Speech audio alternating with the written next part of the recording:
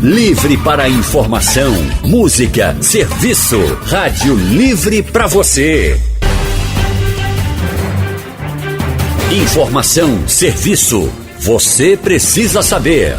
O consultório de graça.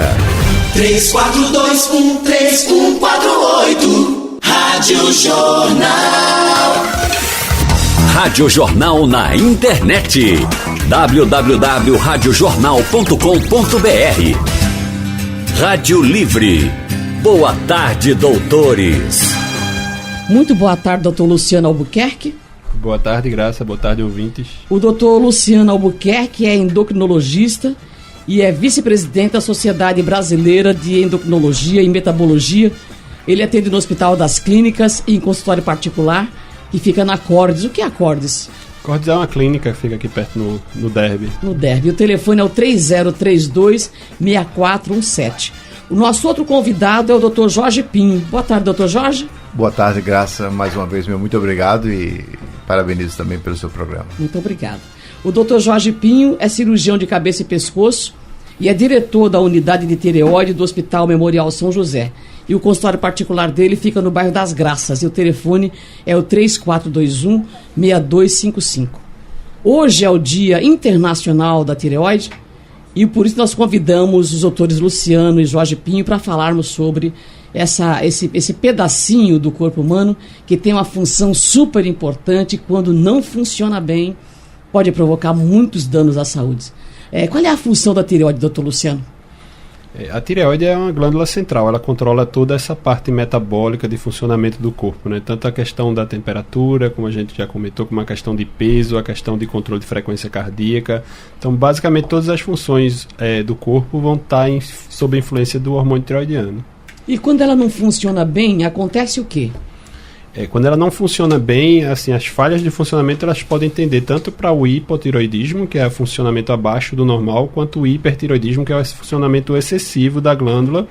E aí você pode ter praticamente qualquer tipo de manifestação clínica relacionada a isso. Assim, qualquer queixa que o paciente der pode ser da tireoide, mas aí a gente tem que fazer a avaliação laboratorial para poder determinar realmente qual é o quadro dele, se é o hipo, se é o hiper, e como é que a gente faz o tratamento adequado. O senhor poderia relacionar alguns sintomas da hipo e do hiper, porque eu sei que eles são muitos e alguns muito importantes. Isso. A caricatura que a gente faz é de você estar muito ativo no hiper, então você vai ter um paciente mais emagrecido, mais nervoso, mais acordado, ele dorme menos, tem insônia, tem aquela questão da oftalmopatia, que tem aquela projeção do olho, fica com o olho um pouco mais aberto. Tem o bócio, que é aquele crescimento da glândula tireoidiana, tem tremor de extremidades, taquicardia, esse seria o hiper. O hipo seria o oposto, seria você funcionar mais lentamente. Normalmente você tem uma tendência de ganho de peso, pode ter algum edema, pode ter um pouco de esse inchaço do edema, né? Normalmente a frequência cardíaca fica mais lentificada, a pessoa fica menos ativa, menos disposta, pode predispor até depressão, alguns outros tipos de alterações. Agora, como identificar um problema na tireoide com uma quantidade tão grande de sintomas, que pode se misturar com outras doenças? Essa é a grande dificuldade. Então, assim, na medida em que a gente detecta algum sintoma e que a gente acha que esse sintoma pode estar atrelado a alguma disfunção tireoidiana pelo exame físico, então a gente pode fazer uma avaliação laboratorial relativamente simples, onde a gente pode determinar se esse quadro é do hipotireoidismo ou não. Então, assim, se você faz uma avaliação sintomática, o paciente tem algum sintoma que está relacionado e o laboratório bate, aí você vai normalmente tender para esse hipertireoidismo ou para o hipotireoidismo, dependendo dos resultados. Estima-se que 50% da população adulta tem nódulos na tireoide. A estatística do INCA diz que apenas, se é que se pode chamar de apenas, 5% deles são malignos. Esses nódulos, doutor Jorge, são operáveis? Recomenda-se que eles sejam tirados? Bem, vou só talvez dar uma estatística um pouco maior. Estatística depende de cada serviço, de cada local, né? A nossa referência é o INCA, que é o Instituto Nacional do Câncer, onde eu fiz minha residência médica e me tornei staff lá, mas depois vim para o Recife, né? Que é a minha cidade natal. Bom, eu quando estive no Memorial Sloan Kettering, diz que Nova York é a cidade da tireoide. A Dr. Han, que era a chefe da radiologia, uma vez numa entrevista, disse o seguinte: tinha 100 pessoas no auditório. Ela disse que se ela palpasse o pescoço de cada uma daquelas pessoas, ela ia encontrar talvez 10% de nódulo tireoide. Mas se vamos dizer que depois do ano 2000 para cá, associado a uma ressonância magnética, uma tomografia computadorizada, com a ajuda disso, que hoje em dia tem muitos pacientes que fazem justamente uma prevenção, né? Os executivos de algumas empresas internacionais, e aumentar de 10% para 16%. Mas acontece que nos anos de 1980, no final de 70, aconteceu a ultrassonografia, que foi o grande boom nos diagnósticos, principalmente na tireoide. Então, hoje em dia pode encontrar até 68% do auditório de 100 pessoas, até 68% com nódulo de tireoide. Mas isso, vamos lá, isso não quer dizer que encontrar nódulo de tireoide é o grande problema, de jeito nenhum. Por isso que o doutor Luciano Albuquerque sabe muito bem disso, nós não advogamos o screening, quer dizer, de todo mundo fazer ultrassonografia por causa disto. E também ter o nódulo de tireoide não quer dizer que acabou-se o mundo de jeito nenhum. Porque aqueles problemas tem que saber se aqueles nódulos são nódulos que vão evoluir para a malignidade ou não. Mas, voltando ao que é uma estatística de cada 100 pessoas, podemos encontrar entre 5% até 16% daqueles pacientes que têm um nódulo de tireoide. Veja, eu encontrei 67% de tireoide. Bastante alto. Eles vão ter câncer de tireoide. Mas também não quer dizer que o mundo acabou.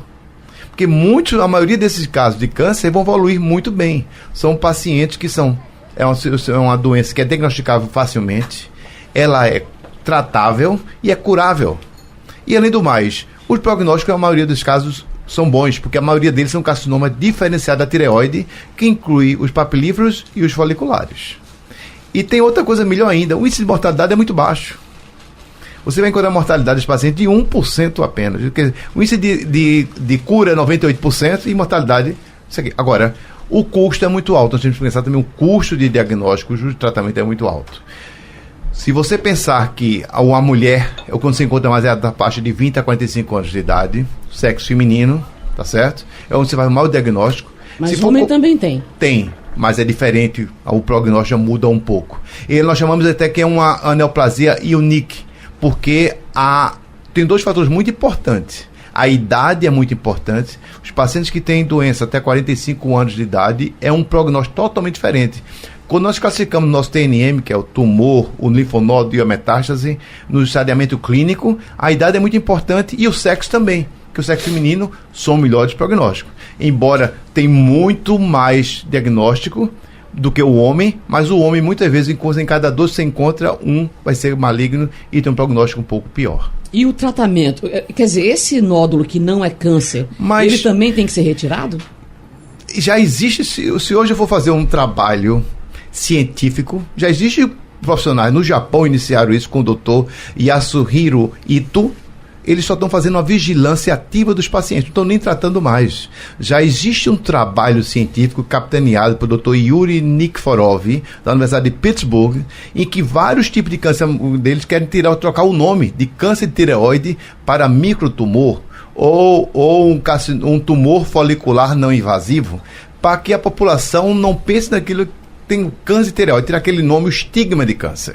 Porque isso vai ter um impacto muito grande financeiro.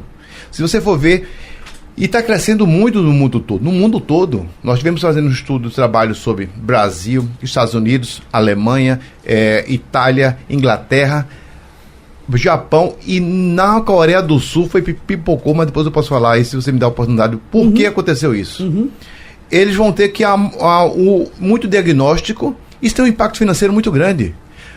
Antigamente ele era o 8º mais comum tipo de câncer na mulher. Hoje já foi o 6º. Já está no 5º lugar. E os Estados Unidos diz que em 2019 ele será o 3º mais comum tipo de câncer na mulher.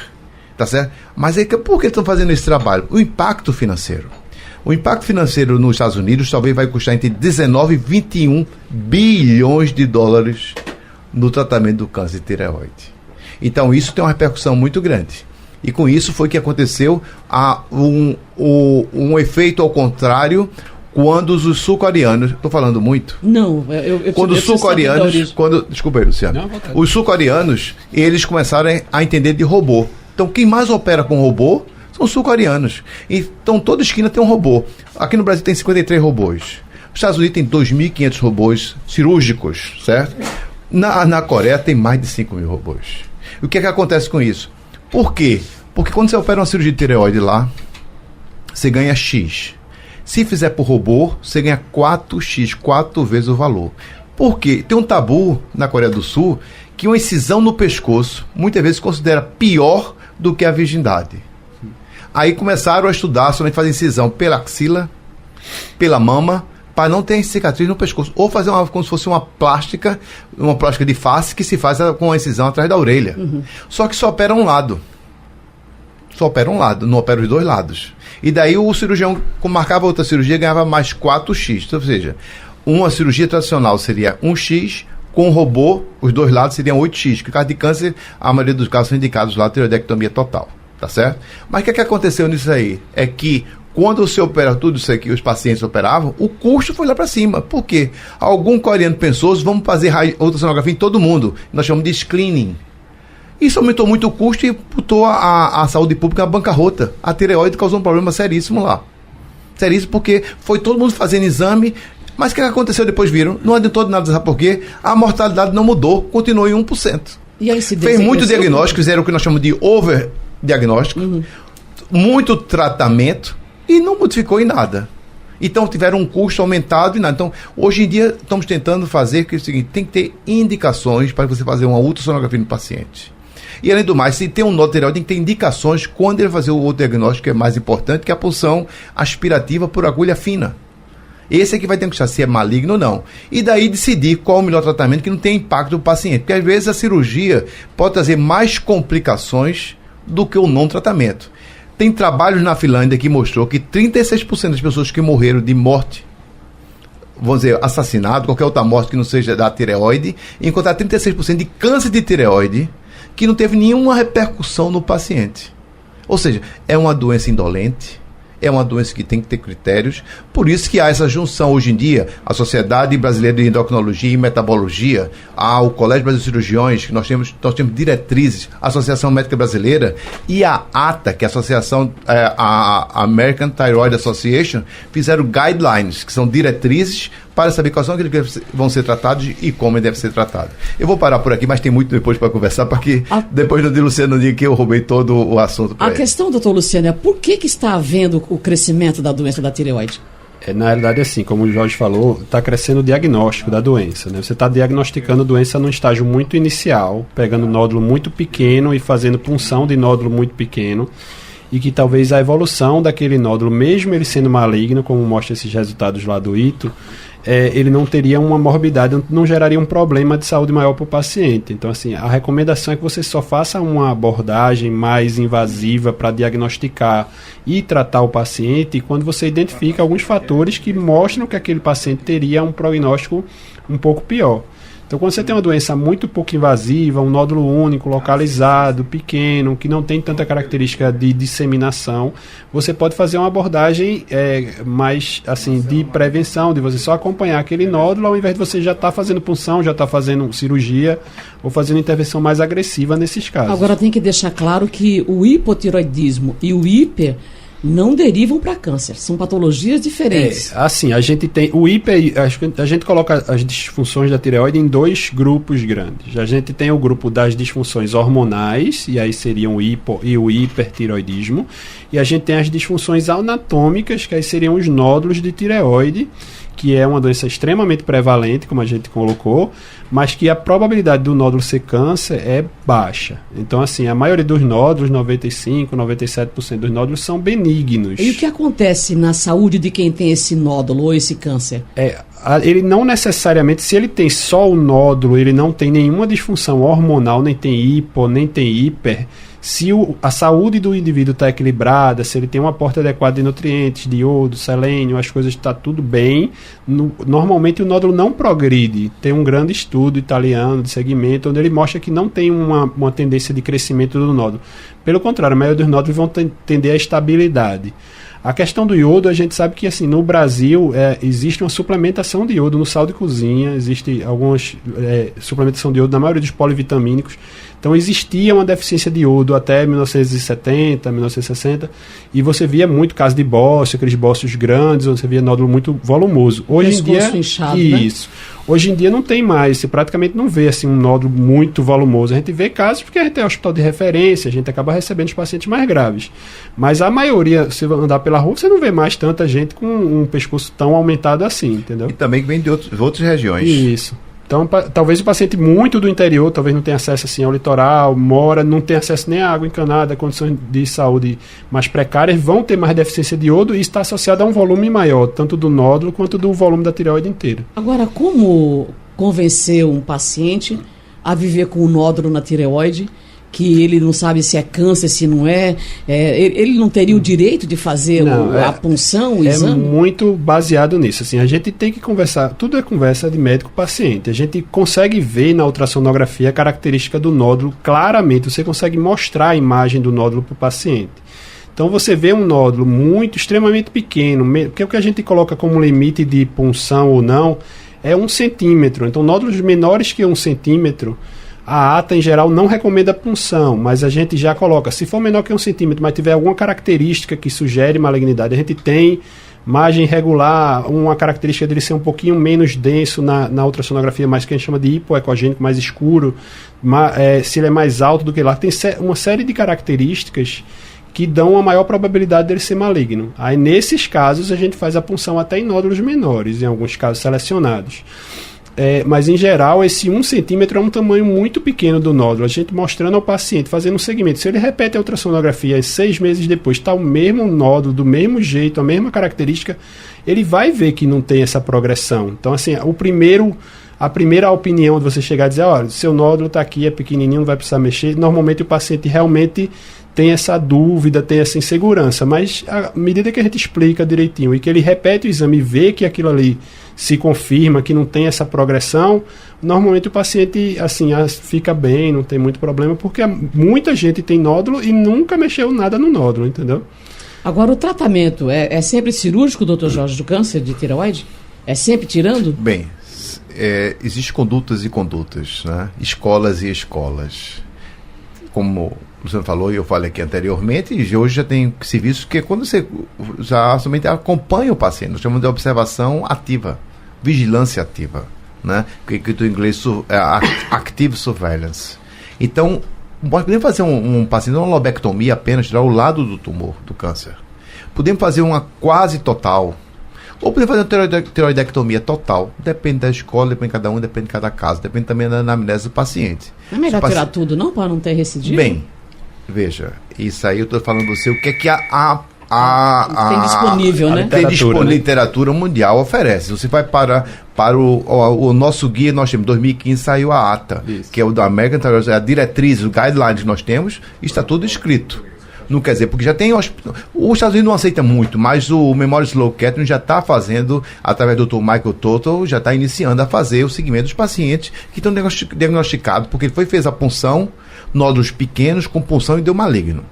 Mas não tem característica de agressividade. Ele acompanha o paciente. Se esse nódulo se modificar, ele volta para o mesmo protocolo da cirurgia. Tá certo? Mas o que é que nós adotamos hoje em dia? A tireoidectomia total. Porque existe um fator que é muito importante para a gente, que é a tireoglobulina. É verdade, Luciano? Isso. E isso, para nós, o segmento do paciente, o marcador mais importante que nós temos é a tireoglobulina. E com isso nós precisamos saber, se ela está, por exemplo, assim, acima de 2, eu sei muito bem que ali pode ter doença, merece uma investigação para a gente ver se tem certeza ou não a doença em atividade, tá certo? Para poder acompanhar o paciente. O mais importante que eu vejo é que a ultrassonografia, ela melhorou muito. Antigamente era 1 centímetro. Hoje em dia, com 2, 3 minutos, você já consegue fazer diagnóstico de câncer de tireoide. Há casos que o paciente encontra o carocinho acontece, assim, claro. palpa-se. Mas geralmente não é tão... Porque hoje em dia nós fazemos uma coisa no início. E além do mais, tem um fator muito importante que é a microcalcificação. Se você encontra microcalcificação em nódulos de tireoide pequeno, aí sim, esses são nódulos que merecem fazer uma punção. Fazendo a punção, ele vai fazer em categorias. Nós temos uma categoria de 1, que é chamado Bethesda 1, Bethesda 2, 3, 4, 5 e 6, onde eles são chamados de classificação se vão fazer cirurgia ou não. Então tem parâmetros para a gente poder operar os pacientes, não são todos que nós operamos. E lhe digo mais desgraça, hoje em dia eu ganho muito mais pacientes daquele que chegam precisando vão ser operados com a tireoide, eu não indico a cirurgia, ele fica em observação na vigilância do paciente, e o paciente ficou muito mais feliz e me traz muito mais pacientes. Assim, uma informação que a gente tem que repassar para a população, essa questão do nódulo palpável, é que assim, a gente sabe que a questão do tamanho, ela não define se o nódulo é benigno ou maligno. Então, assim, às vezes você tem um nódulo muito grande, ele é benigno, às vezes você tem um nódulo de 2 milímetros, ele é maligno. Então, o tamanho não é um fator definidor, um fator de risco para a malignidade. O tamanho é um fator de risco para a agressividade. Então, se você tem um câncer e o câncer é grande, obviamente que o prognóstico vai ser pior do que se você tem um câncer e o câncer é muito pequenininho. Então, assim, a questão de você atrasar o diagnóstico para chegar no momento onde você já está palpando o nódulo, porque normalmente você vai palpar já tem mais de 1 centímetro, centímetro e meio, quase 2 centímetros. Depende da localização. Às vezes você tem um nódulo mais profundo que você não consegue palpar, mesmo ele com 2 centímetros, você não consegue. O câncer de tireoide dá algum sintoma? Rouquidão, pelo menos? Se for um quadro mais agressivo, em geral não é assintomático. Na maioria dos casos é assintomático. Se você tem um câncer muito agressivo, de crescimento muito rápido, ele pode ter algum sintoma compressivo local, ou se ele engloba, se ele envolve o nervo laringeu, que aí o Dr. Jorge vai falar muito mais do que eu, ele pode dar alguma disfonia, alguma alteração de voz, mas aí é um quadro excepcional, assim, essa é a exceção da exceção. A maioria dos casos vai ser assintomático, e aí a gente às vezes num rastreio detecta ou tem um histórico familiar ou tem alguma coisa que leve a suspeitar do diagnóstico e se faz a avaliação. Agora, assim... Só voltando aqui a conversa. Então, os pacientes hoje que chegam para o nosso consultório e que são referendados por ginecologista ou por endocrinologista, que é um caso cirúrgico, nós fazemos todo ele uma avaliação pré-operatória com uma videoestroboscopia do laringe para avaliar as pregas vocais. Por quê? Para saber se tem... Porque tem casos que já chegou com rouquidão, tinha uma paralisia, uma paralisia vocal, e eu fui diagnóstico de um câncer de tireoide através de uma rouquidão, que não é o normal, mas acontece. Então nós temos que ter essa... E também, esse paciente vai ser operado, precisa ver se ele não teve uma paralisia ou paralisia da corda vocal por outro motivo.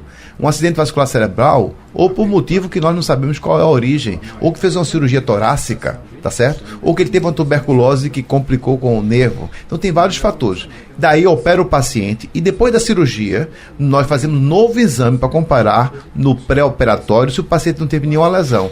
Por quê? Pode ser que esse paciente depois desenvolva uma lesão na corda vocal e chega para um profissional perguntando: você foi operar tireoide? Ele diz: foi para o Dr. Jorge Pinho, então foi a cirurgia de tireoide. Não. Ele pode ter tido outra patologia, não tem nada a ver. Então você... E também, vamos dizer que eu tenha tido uma lesão na corda vocal, que está previsto isso.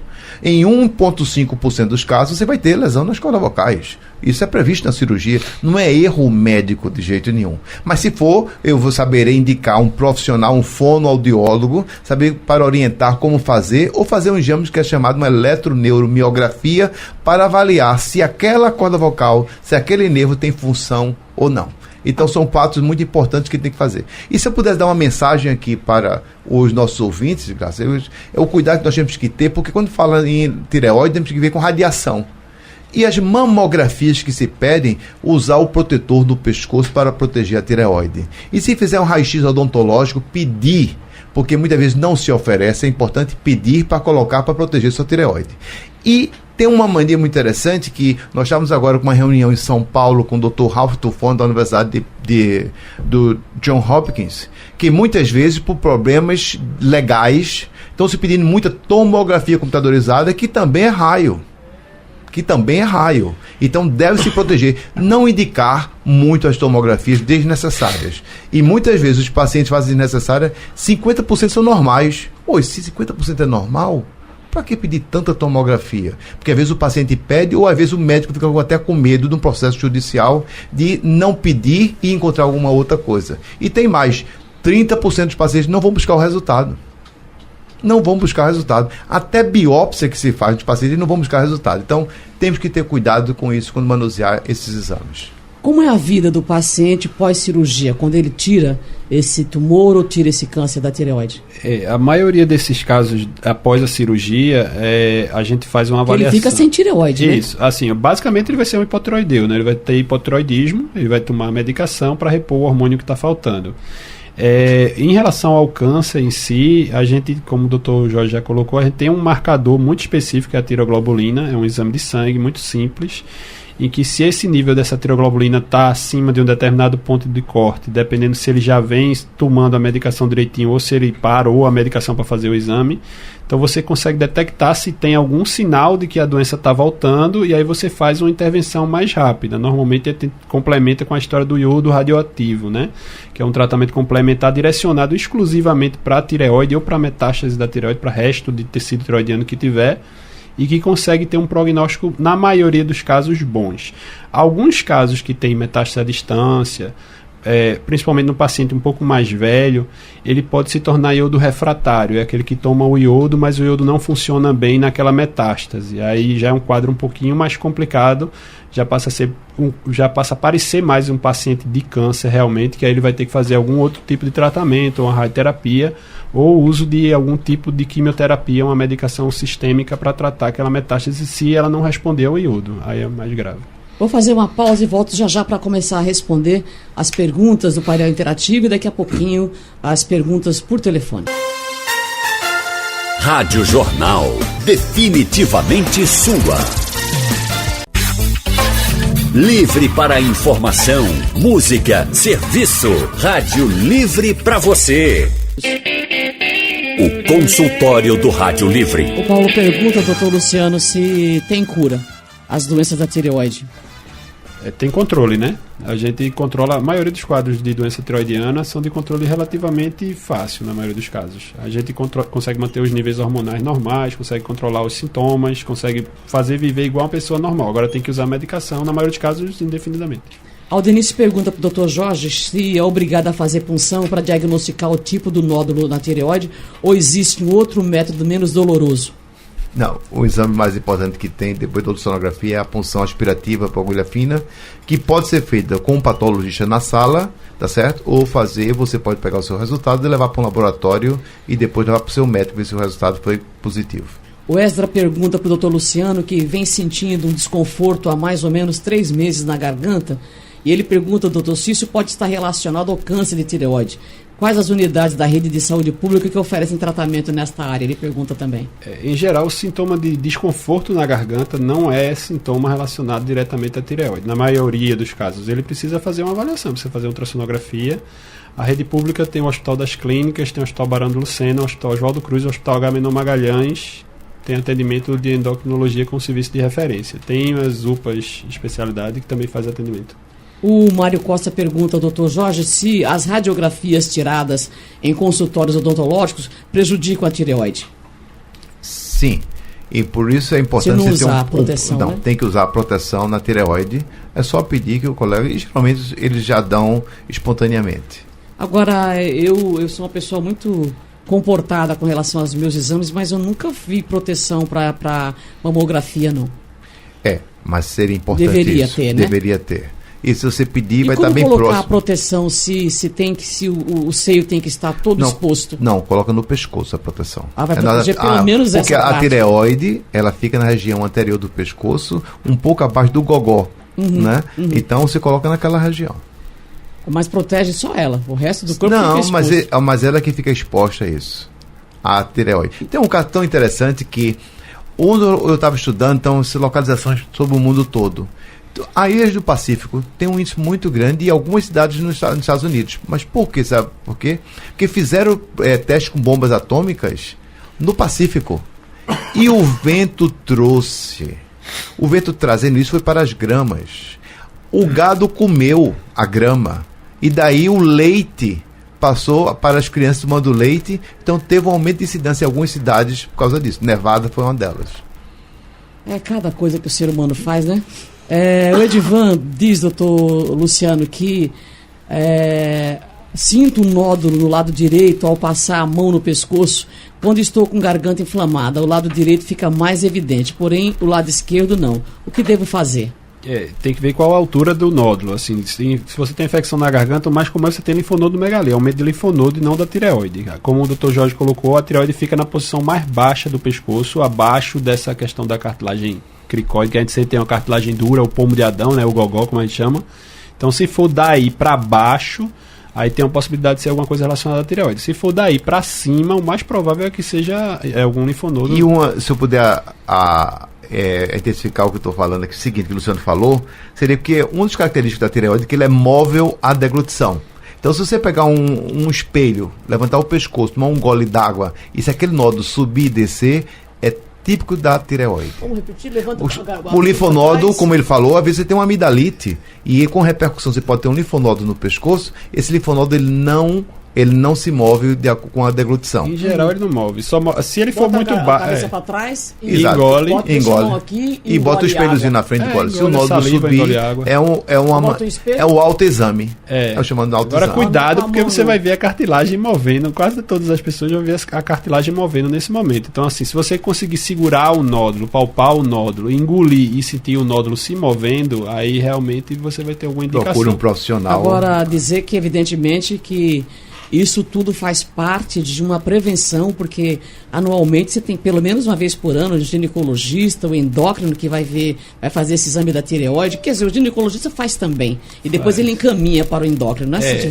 Se ele perceber mudança. Não é recomendado uma triagem universal. Foi isso que aconteceu na Coreia do Sul e isso que deu toda essa repercussão. Não tem que fazer exame de sangue? Em geral a gente faz. Porque isso é muito comum assim. Às vezes você vai no ginecologista e ele pede ultrassonografia de tireoide. Aí você fez uma ultrassonografia de tireoide. Quando no outro ano você vai de novo, a ultrassom está completamente normal, você não tem nada, os hormônios estão normais, o anti-TPO, que é o marcador lá do Hashimoto, que pode dar alguma alteração, também está negativo. Aí quando no ano seguinte repete tudo de novo. Então, não basta fazer exame de sangue não, para ver T3, T4, esse é suficiente para ver o funcionamento da glândula, mas como a gente colocou, o nódulo não está relacionado diretamente com a questão hormonal. Não vem no sangue, nada indica. Não vem no sangue. Porque o nódulo ele cresce independente se a tireoide está funcionando perfeitamente e tem um nódulo. Faz como então, para prevenir ou descobrir cedo? Isso, assim, se existe uma tendência familiar, a gente recomenda que se faça uma ultrassonografia de triagem. Num paciente em geral, assim, na população em geral, se ela não palpa nada, não existe uma recomendação formal de fazer um ultrassom de triagem, até porque o risco de ter complicação por câncer de tireoide é baixo. Então, assim, a gente pode ver a questão da palpação, desenvolver algum outro tipo de alteração vocal. Não se recomenda fazer ultrassom universal. Se você tem acesso, obviamente, a maioria das pessoas vai acabar fazendo ultrassom em algum momento na vida. Então, se você fez uma ultrassonografia, a ultrassonografia é completamente normal, não há necessidade de você ficar repetindo a ultrassonografia rotineiramente, né? Então, se tiver nódulo, tem que reavaliar. Sabe que hoje é o seguinte: o ginecologista pede ultrassonografia de tireoide, o endocrinologista, o cirurgião cabeça e pescoço, o cardiologista, o geriatra pede, o check-up do executivo e muitas empresas internacionais, multinacionais, que elas pedem também. Faz um check-up no paciente. E com isso está se descobrindo muito. Ou então você tem um nódulozinho, vai examinar a carótida, faz um exame de Doppler com ultrassonografia. É muito comum, o paciente chega para mim: doutor, eu fui fazer um Doppler para ver minha carótida e encontrei um nódulozinho, que nós chamamos de incidentaloma, quer dizer, foi um achado incidental, que vem do inglês, quer dizer, foi um achado acidentalmente, foi fazer um exame e encontrou outro. Deu sorte. Vou fazer uma pausa e volto com o telefone aberto. Rádio Jornal, deixando você por dentro de tudo. Livre para informação, música, serviço. Rádio Livre para você. O consultório de graça. Faça sua consulta. Ligue 3421-3148. Rádio Jornal. Boa tarde, Ana.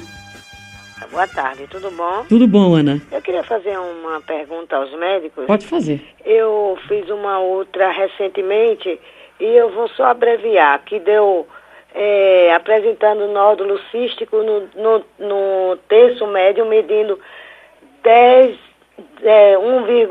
e 1,2 centímetros. E o outro tem aqui lombo esquerdo tópico medindo, aí vem apresentando nódulo hipoecóico em terço médio, medindo 1,8 centímetros. E as taxas que eu fiz do TGO deu 21 e a taxa que eu fiz aqui recentemente, não tem nem um mês, é do TSH, deu 0,26 e o T4 livre deu 0,85. Eu queria saber em que lugar eu me encaixo como paciente, como está a situação dessa minha tireoide. Doutor? Ela tá aparentemente com a função normal, o TSH está um pouquinho abaixo do normal, tem nódulos e precisa avaliar o nódulo, tem que haver a característica do nódulo, assim, a imagem, para ver se é necessário fazer punção. Provavelmente, como é maior que 1 centímetro, deve ser necessário fazer a punção para a gente definir se o nódulo é benigno ou maligno. Provavelmente é benigno, mas a gente tem que fazer a punção. Vieira, boa tarde. Boa tarde. Eu sei que você vai dar o telefone no final, Graça, mas eu queria fazer uma pergunta fora do contexto, bem rapidinho. Eu queria saber se um dos dois aí faz cirurgia micrográfica de moros. Sim. Nós, no câncer de pele, nós temos utilizado a cirurgia micrográfica de MOL, certo? MOL geralmente é geralmente nos casos de câncer que tem recidivado o câncer, o carcinoma bacelular ou o carcinoma epidermoide, e em poucos casos no melanoma, nós utilizamos a cirurgia de MOS. Bom, eu vou dar o telefone dos médicos assim no final do consultório. Daniel Marques, boa tarde. Boa tarde, Graça. Um beijo, querida. Beijo, Daniel. Eu queria tirar uma dúvida, porque é angustiante. Em 2007, manhã morreu de um câncer lá no Rio de Janeiro. Os médicos até falaram aí, um doutor lá, doutor Ricardo, de cabeça e pescoço, na clínica São Bernardo. E começou, Graça, com uma unha, do tamanho de uma unha no pescoço dela. E depois ele abriu o pescoço, ela tomou bolsa de sangue, aí virou metástase, eu sei que foi dar nos ossos. E a gente ficou preocupado, né, Graça, porque foi muito abrupto, o câncer foi muito covarde. Ela se internou em outubro, quando foi em janeiro de 2007, ela faleceu. Eu queria entender, ela tinha pressão alta, estava um pouquinho além do peso, mas o que isso percorreu? Porque estava no pescoço, quando ele abriu, disse, olha, não tem nada normal aqui, nada maligno. De repente, quando a gente foi ver, fez metástases nas costas dela, entendeu? Aí... Daniel, qual a origem do tumor? Sabe o nome do tumor maligno que ela tinha? Rapaz, doutor, eu sei que ela disse que na hora lá, linfoma de não Hodgkin. Linfoma não Hodgkin. Hodgkin, perfeito. Hodgkin, né? Exato. Esse é um tumor chamado dos linfonodos que acomete, certo? Nós temos dois tipos de tumores, o linfoma Hodgkin e o não Hodgkin. E o tratamento geralmente desse paciente não é cirúrgico. O tratamento dele usa-se a quimioterapia associado ou não uma radioterapia. Porque a cirurgia apenas para tirar e fazer o diagnóstico, depois tira um tumor, se faz um exame de congelação, se conforme que tem proliferação atípica, nós geralmente mandamos fazer uma imunohistoquímica para daí eu caracterizar e dizer qual o estágio do tumor. Amara, boa tarde. Boa tarde, Graça. Pois Graça, o negócio da Compesa vieram consertar, viu? Ah, que coisa boa, Amara. Obrigada. E vou fazer uma pergunta. Pois não. Vou fazer uma pergunta. É que meu marido tem um pouquinho de refluxo. Aí ele já fez a endoscopia. Aí deu gastrite leve. Ele agora, ele mandou perguntar para tirar a dúvida, ele está escutando. Eu quero que o médico tire essa dúvida dele. Se a tireoide dá refluxo, eu disse a ele que não, mas quem vai dizer é o doutor. Obrigada. Doutor, bem, obrigado por cooperar conosco, você tem toda a razão. Viu, doutora? A tireoide não dá refluxo. Não dá refluxo. O refluxo ele pode dar sintoma na garganta e aí o pessoal pode confundir um pouquinho com essa questão do desconforto para achar que tem alguma coisa na tireoide, mas o refluxo não tem relação. Então diga a ele que siga seus conselhos. Henrique, boa tarde. Boa tarde, Graça. Pois não. Eu queria fazer uma pergunta. Eu tenho uma glândulazinha embaixo da garganta. Eu acho que é tireoide. Uma glândula, Henrique, você disse? Embaixo da garganta, uma glândula. Bem, desculpe, Henrique, mas quando a gente fala garganta, eu olho a garganta quando eu abro a boca, certo? E por detrás da língua é que eu vejo a garganta. É assim que você vê? Ele está só lhe ouvindo agora. Depois que se for no pescoço, o ideal é você fazer uma ultrassonografia para detectar realmente o que é. Se for por dentro da cavidade oral, aí realmente tem que fazer uma fibrobroncoscopia, procurar um otorrino para dar uma olhadinha no que é que está acontecendo. Doutor Luciano, a Daniela disse que quer saber do senhor... Para pacientes com Hashimoto, ela coloca aqui anticorpo, antirreceptor de TSH positivo. Qual o melhor tratamento? O TRAB é um dos anticorpos. O Hashimoto é uma doença autoimune, tem 2 anticorpos principais, o anti-TPO, que é o antitiroperoxidase, é o principal deles. Alguns casos pode ter o TRAB também. O TRAB ele pode ser estimulatório, que aí é o anticorpo da doença chamada doença de Graves, que ele causa hipertiroidismo e não hipo. E tem o TRAB inibitório, que aí pode conviver dentro do Hashimoto no espectro do hipotiroidismo. Então, assim, o anticorpo positivo sozinho não vai dizer muita coisa. Você tem que ver o TSH, a função tiroidiana, se ele tem hipotiroidismo ou hipertiroidismo, mas ele predispõe para as 2 condições. Dr. Jorge Pinho, a Sandra Moraes pergunta para o senhor se necessariamente fica cicatriz no pescoço quando faz uma cirurgia na tireoide. Bem, toda cirurgia que você faz, você tem que ter uma cicatriz, mas as cicatrizes são cicatrizes que você faz uma plástica. Geralmente, hoje em dia, a incisão é pequena, fazemos uma incisão de 4 centímetros, podemos chegar até 5 centímetros, já fazemos até com 1,5 centímetros, depende de cada caso. E qual vai ser o método da cirurgia. E com isso, hoje em dia, você usa uma cola e o paciente nem curativo tem. Então, as cicatrizes são cicatrizes imperceptíveis. Ana Nery, boa tarde. Boa tarde, Graça. Boa tarde para os médicos. Acho que é Deus que manda você, né? Quando a gente está precisando falar com alguém, né? Tem bastante dele aqui mesmo, eu tenho certeza disso, viu, Ana? É Deus mesmo. Eu fiz um exame agora há pouco da tireoide, que a doutora me pediu, a ginecologista. Eu tenho 57 anos, fiz domingo. Aí eu queria saber dele, assim, o resultado da análise, que ele levou para ela, mas ela já não colocou a agenda, eu não posso ir agora. Eu queria saber, tem assim, tireoide tônica, tópica de volume normal, com contornos regulares e ecotexturas homogênea, observamos em lombo esquerdo, imagem nodular sólida hipercóica, e medindo 1,1 vezes 0,6 centímetros. Aí embaixo tem as medidas de comprimento, né, de espessura e largura, respectivamente lombo direito 5,0 vezes 2,1 vezes 1,2 centímetros, volume de 6,9 centímetros cúbicos, lombo esquerdo 4,9 vezes 1,5 vezes 1,2 centímetros, volume de 5,4 centímetros cúbicos. Aí tem uma letra aqui, ISTMO. Ana, as informações que você já deu já são suficientes. Escuta aí o diagnóstico. Adenomegalia cervical. Ana, vamos ouvir a leitura? Ela tem uma tireoide de tamanho normal e que tem um nódulo na tireoide. De novo, a gente precisa ver a imagem para dizer se esse nódulo é um nódulo que precisa de ser feita a punção ou não. Mas o nódulo está lá. Ela tem um nódulo. Eu fiquei em dúvida se a Ana ouviu o Big ou se ela estava falando ainda. Ela parou? Então ela já sabe que ela precisa ir vai ter que ir para essa consulta que está marcada, né? Sônia, boa tarde, Sônia. Boa tarde, Graça. Que prazer, viu? Jesus lhe abençoe pelo seu trabalho. Amém. Graça, é o seguinte, faz 10 anos que eu me trato de tireoide. Eu queria perguntar assim para os médicos, que isso é contínuo assim direto? Eu falo para minha hidrócrino para ver se ela faz uma cirurgia. Ela diz que não precisa, que eu faço só acompanhada de 6 em 6 meses. E o que é que você tem? A tireoide. Não, a tireoide todos temos. Qual é a doença que você tem? Você sabe? Eu sou diabética. Não, na tireoide. Na tireoide eu tenho os nódulos. Ah, sim, tem os nódulos e faz acompanhamento há 10 anos, né?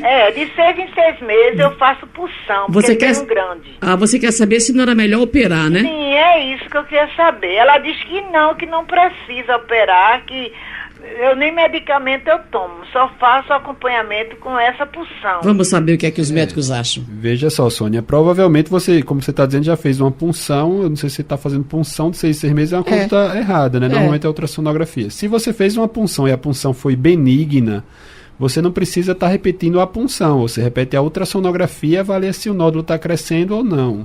Mas assim, se o nódulo está estável, você não precisa fazer nenhum tipo de intervenção.